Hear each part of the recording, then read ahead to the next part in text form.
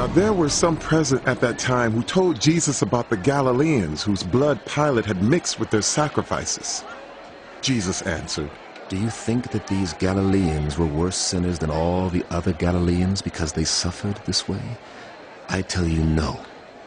But unless you repent, you too will all perish.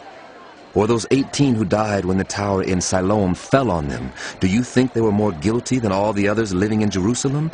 I tell you, no.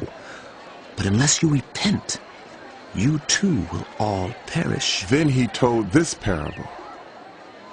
A man had a fig tree growing in his vineyard, and he went to look for fruit on it, but did not find any. So he said to the man who took care of the vineyard, For 3 years now I've been coming to look for fruit on this fig tree and haven't found any. Cut it down. Why should it use up the soil? Sir, leave it alone for 1 more year and I will dig around it and fertilize it. If it bears fruit next year, fine. If not, then cut it down.